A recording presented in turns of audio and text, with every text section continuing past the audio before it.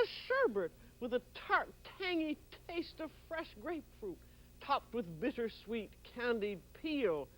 And here's a homemade bomb, glacé au chocolat. See how to take the crank out of ice cream today on the French Chef.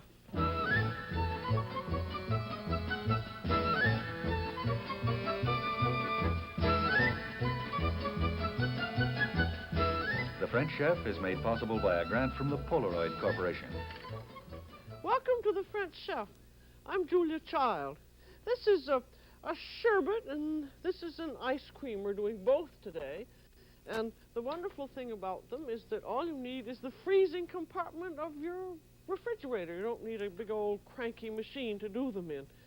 The sherbet is made out of grapefruit. It's really a kind of a mousse with egg whites and sugar and fresh grapefruit pulp, and this is candied peel on the top of it.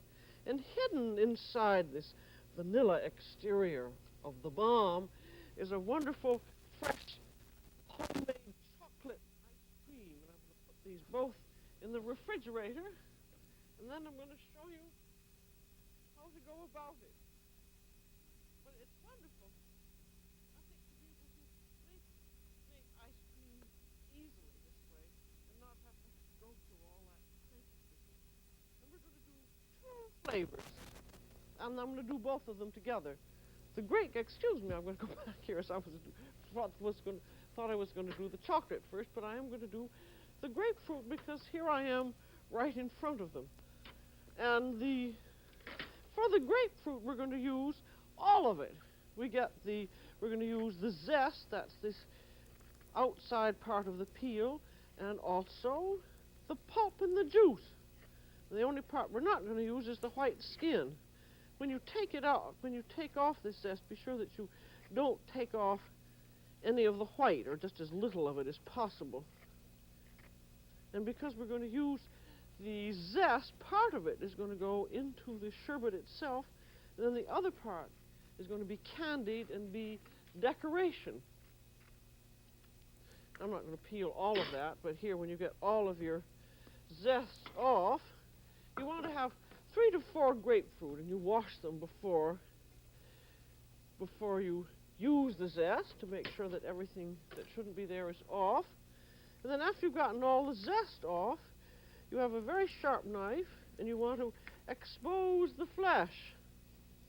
And if it's in season, to get these pink grapefruit, because they're sweeter, and they give also a nice pale pinky touch to the sherbet. And when you're peeling it off, you get all the white off, and then you get just a little bit probably of the flesh on the white peel, but you don't want to have any of that membrane. And grapefruit in French are called either grapefruit, or grapefruit, or else they're called pamplemousse. And pamplemousse is evidently came from the Dutch. Pompel, which meant, I think, big, and lemousse, which meant something like lemon or sour. Now you have all the white peel off, and you've trimmed it, and now to get the segments out without getting any of that bitter membrane, you just cut between. There's where the little segment is, and then you turn your knife around, go it down, and then around out to the other side of this little neat segment.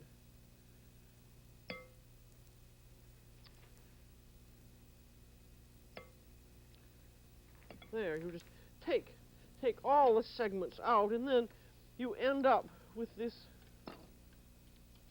residue.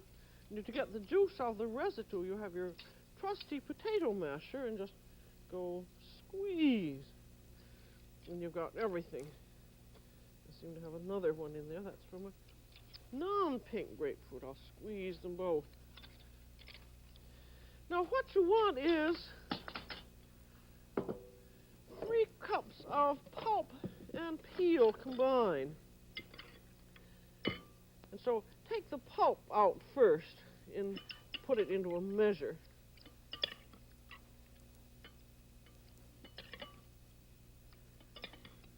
That is just about 3 cups. And if there's anything left over, you can drink it yourself, and it's delicious.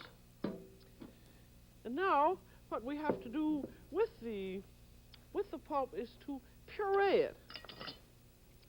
And you can puree it in a blender, or you can chop it up if you want. Because you want the pulp, because that's going to give some consistency.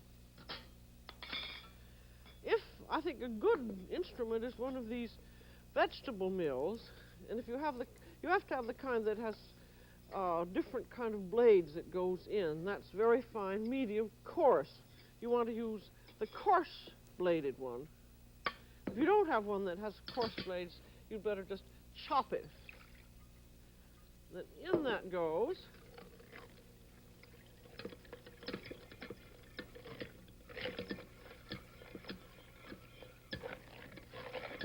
and your idea is to get 3 cups of pulp plus juice.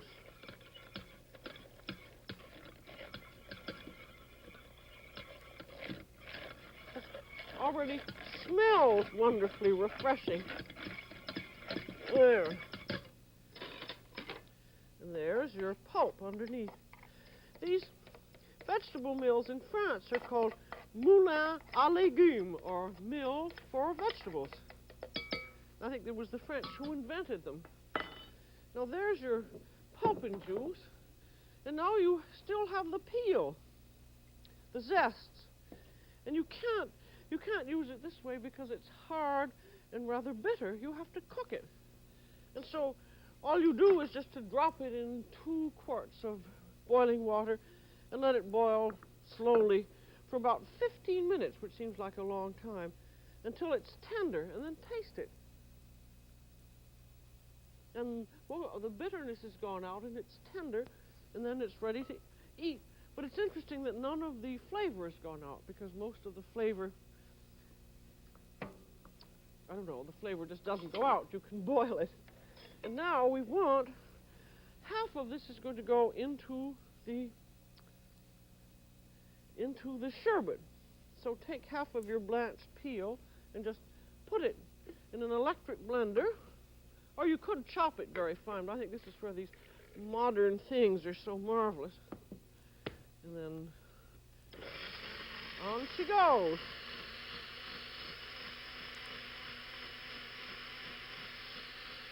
I've tried chopping, but it just is not as effective as the electric blender. And that gives a really marvelous taste. And now we have the rest of the peel, which you cut into what is known as julienne, which just means little matchstick size, little matchstick shapes, about 1.5 inches long and 1/32, if you can do it, inch wide, and it's just as very fine as you can do it. And this chopping up doing the julienning of the peel is really the only thing that takes a little bit of a long time. But if you have good sharp knives, it works very well. And also it's rather good practice. You can put 2 or 3 together. So you end up with quite a group after you've finished. I'm not going to do them all. I'll just do a little bit as an example. And these are going to be the decorations that will be used on the sherbet later. And they're very attractive, I think. Get some of these things out of the way here. Now, we have our second flavoring is the chocolate, for the chocolate ice cream. And that is going to have, surprisingly enough, chocolate in it. And here are the proportions, if you want to write them down. There's 1/4 cup of very strong coffee. Actually, that's 2 tablespoons of instant espresso coffee, and 1/4 cup of very hot water, and 1 cup of milk. That gives you really a mocha flavoring. And then we have 6 ounces of semi-sweet chocolate and 1 ounce of bitter chocolate. And then those just get heated up to the simmer, and then you want to simmer it for 3 or 4 minutes until it thickens up. It's interesting that when the chocolate is just melted, it isn't thick, but then after it is melted and starts simmering, then it thickens up, and you end up with a very nice sort of a chocolate sauce like this. And then you want it to allow it to cool off. So there are your two flavorings, the grapefruit and the chocolate. And you're ready now to make your sherbet or your ice cream.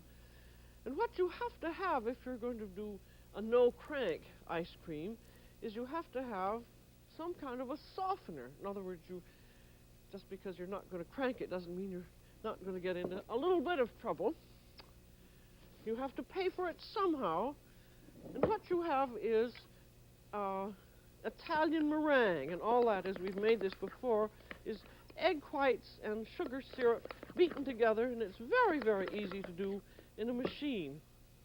So I'm going to start that. That's what it is, so I'm going to show you how to make it.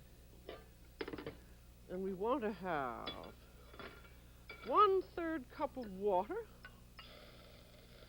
I got my, and 1 1/4 cups of sugar. And as you remember with the sugar syrup, we haven't done it for quite a while, so I'm going to go through it again just to refresh your memory, because some people forget how to do it. And this is that you first have to watch it very carefully, shaking your pan until the sugar has completely dissolved in the water and is completely clear. Because if you don't allow it to dissolve and the liquid to be clear, before it begins to boil, you can get sugar crystals. And while that is coming up, I've got my mixer right here. I'm going to watch them both together. Now we want about 1/3 to 1/2 cup of egg whites. That's about 3 egg whites. And start beating them slowly, keeping my eye on my sugar at the same time. I really think it's so wonderful having all of these machines like the blender and like this, because if you read an old French recipe for what it says to do, if you're going to make an Italian meringue, I'm watching this syrup now, so I'm going to turn that low. They say it's better to have 2 people to do it, because you have to pour the syrup while you're beating things. Now watch, this is the crucial point in your syrup here. You see that's beginning to boil up. Now take it off, swirling it around, and look at it very carefully. That liquid is absolutely clear. That shows there are no crystals in it. Now you can go ahead and boil it over high heat, set a cover on it, and the steam condensing on the cover will come down the sides of the pan and wash any crystals off. Now back to the egg whites. After they're foaming, as you remember, you put in a scant 1/4 teaspoon of cream of tartar and then a little pinch of salt. And now you gradually increase to fast.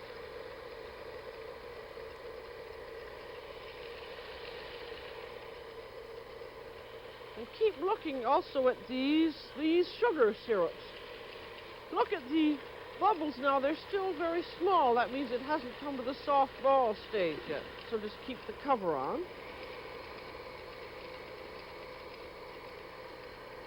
If you were doing this, say, you could do the egg whites perfectly well with a portable mixer. It just happens to be much easier with a machine. Now those egg whites are now have now made sort of soft peaks like that. So they're ready. Just keep it going very slowly. And now let's look at this sugar syrup here. Now you can see that the bubbles have begun getting bigger and lazier, which means that it's thickening up, and the soft ball stage is called so because when you take up some and drop it into some cold water, you can pick it up in your fingers and it begins to make a soft ball. It's almost there. This would be 238 on a candy thermometer. There, I can just pick up a little bit of it. So that's it. And off it comes immediately because you don't want it to overdo. A little bit goes into your julienne peel, about 2 or 3 tablespoons. And then the rest goes into your egg whites. You can see why if you were doing this entirely by hand, you would have to have 2 people or 4 hands. If you were Vishnu, you could probably do this very nicely. It's always surprising to me that this boiling syrup can go right into the egg whites and nothing happens at all. I mean, it doesn't hurt the egg whites.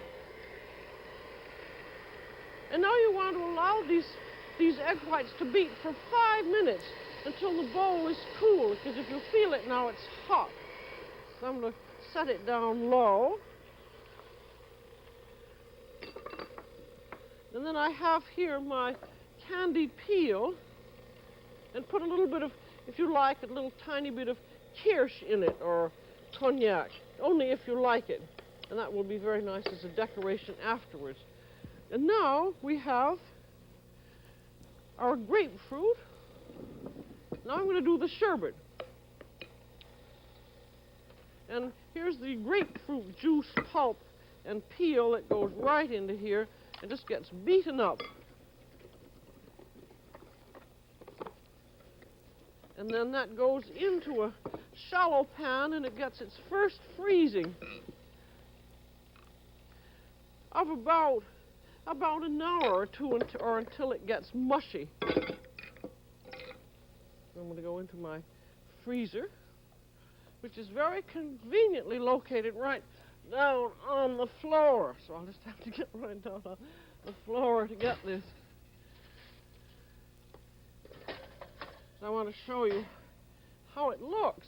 I think this must have been one of the first freezers invented, or else it was made for people just to make them feel humble for having all these conveniences. Now, you freeze this until it's mushy. Now I want you to see what happens here and why you want to have 2 freezings and why you want to beat it up again. Now, can you see that? Look, there's a bottom layer, which is rather just like a water ice, and there's this top layer that's like the meringue. And you have to beat it together. Again, after it's gotten mushy, if you let it freeze too hard, just simply let it soften at room temperature until you can beat it up again. And again, you can beat this by hand, or you can beat it in the machine. So, I'm just going to beat it in this machine.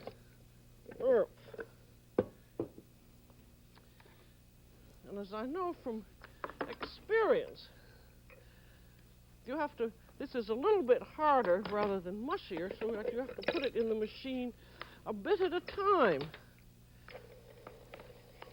Otherwise, it just goes all over the place.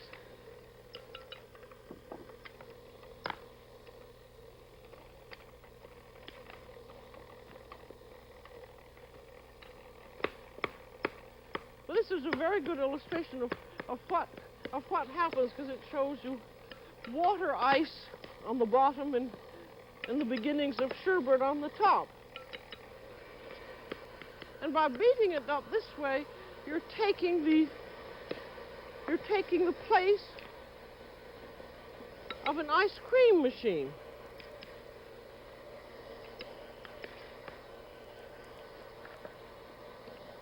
There. And then what you can do, you can refreeze it a bit more and beat it again. The idea of the beating is it's getting rid of the ice crystals, and at this point taste a bit. Very good. There. I shall consider that that's beaten enough. And now you can mold this.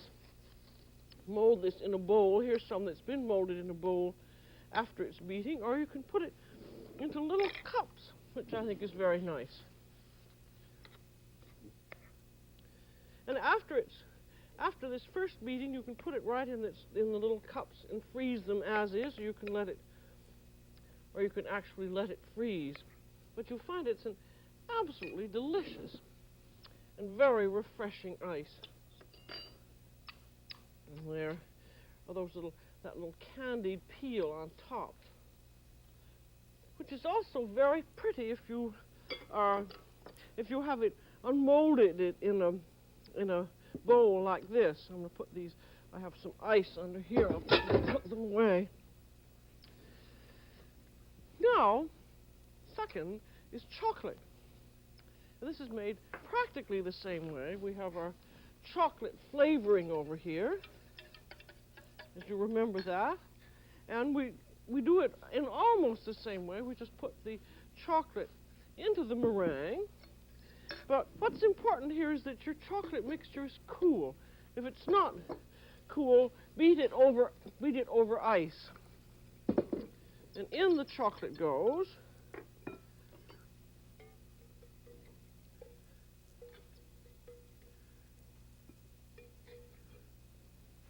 And it just gets folded into this meringue.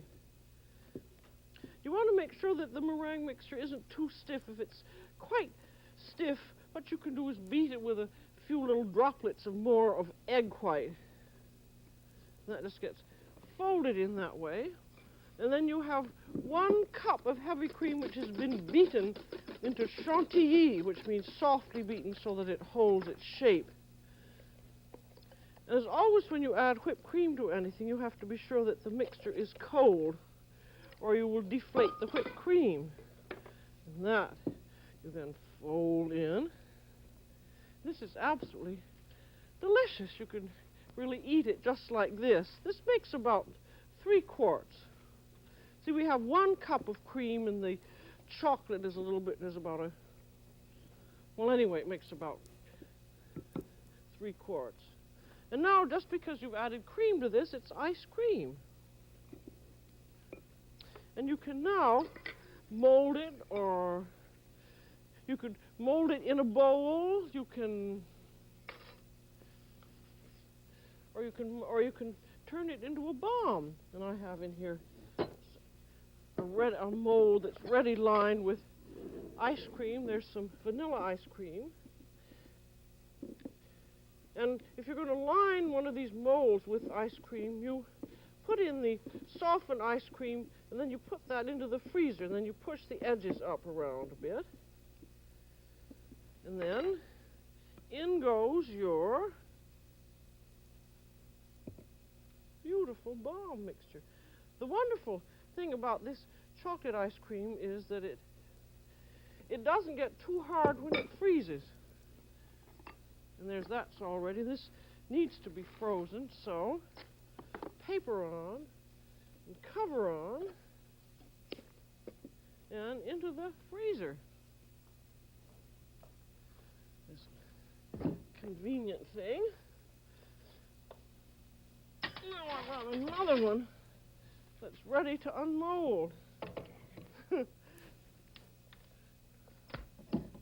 Oh, this was invented for pygmies. I'm always ending up with things that were invented for pygmies, seems to me. Now, we have our frozen bomb and a chilled platter and some warm water, and we shall hope for the best. Doesn't that look nice? As you notice that even though it's frozen, it's not very hard. So it's a perfect bomb mixture. So,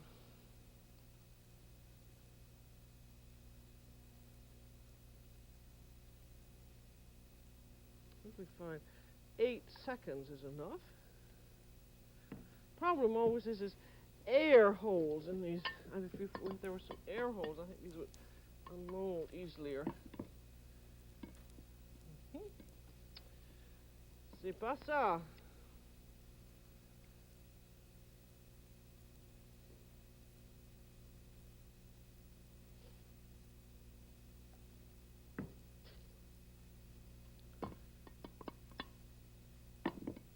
I'm going to dip my impeccably clean towel into this water and put it on the top and hope that something will happen here.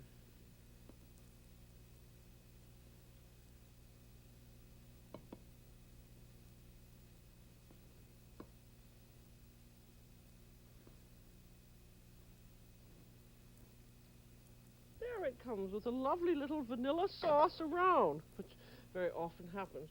But what you do here, you then put it back into the freezer for a little while and clean it off. And then you want to be sure, we're pretending that's the freezer, but you want to reset it in the freezer. And then, half an hour before you're ready to serve, you take it out and put it into the refrigerator to soften it a little bit.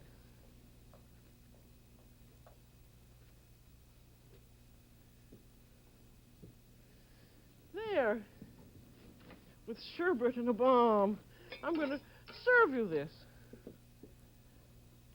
You see that cuts very nicely because it was enough time in the frigio later, and I've decorated it with a little shaved chocolate, and that's how it looks in the middle, you can see.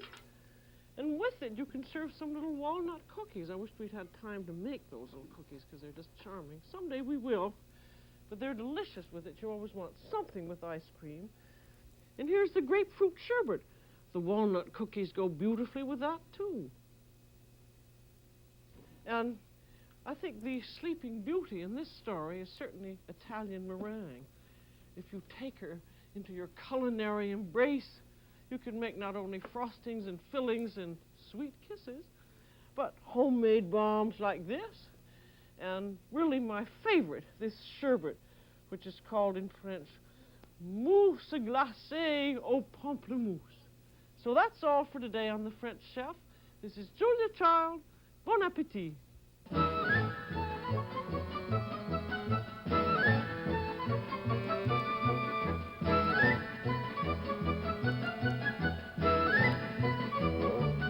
This program was made possible by a grant from Polaroid Corporation.